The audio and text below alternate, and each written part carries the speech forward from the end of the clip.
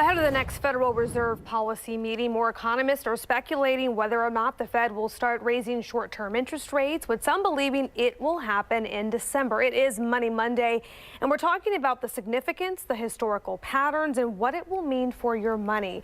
Joining with us now is Mitch Tuchman, Managing Director of Rebalance IRA out of Palo Alto. Mitch, thanks for being back here with us. Sure, Kiva, glad to be here. So we've heard from Federal Chair Janet Yellen. She says that she is expected to be raising these rates sometime this year. This year is almost over. Many people are saying yes, December. It's been several years now. So what is significant, Mitch, if the rates are raised sometime next month? Well, they were going to raise them in October, and then they punted on that. So at some point, they have to begin raising rates. We don't know when or at what trajectory they're going to raise rates. But what's significant is that for 30 years, interest rates have been slowly coming down, and now they're about to go back up. And they'll go back up at some level. We don't know yet what level. But if you're a consumer and you're borrowing money, it's the best time and maybe one of the last great times to lease a car, refinance your mortgage, et cetera, et cetera.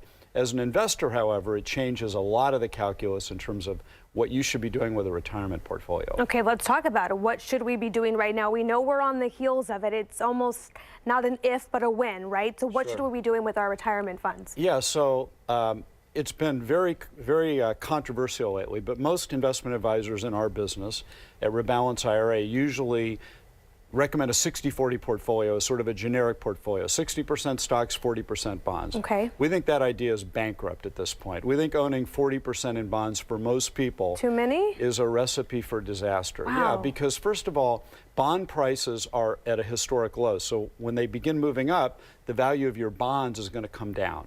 And second, people are living longer. So if you extend your life out, into your 80s and 90s, owning stocks makes you more money than bonds. And bonds have typically been the safe harbor, but that's been when interest rates were always at around 5%. So when they're down to 2 and they begin to come up, that's going to be very difficult for a lot of portfolios. Okay, so we need to move some things around. Does it matter how old you are and how close you are to retirement? Well, it does, but typically we're actually, like a lot of people have target date funds in their 401ks, so you'll look at when you're going to retire and pick a target date fund that will match that number when you're 65. We're actually having our clients look at target date funds 10 years later so that the stock mix is even higher when they get to 65 than the traditional metrics would have allowed you to get to. Okay, so knowing that we're about a month or so away possibly from these rates going up, what about paying off those high interest rate credit cards? Or maybe if you're thinking about buying that car, should we go ahead and do it if everything's lining up? Yeah, I mean, leasing a car is cheaper than it's been for years. I mean, I can remember leasing cars 20 years ago,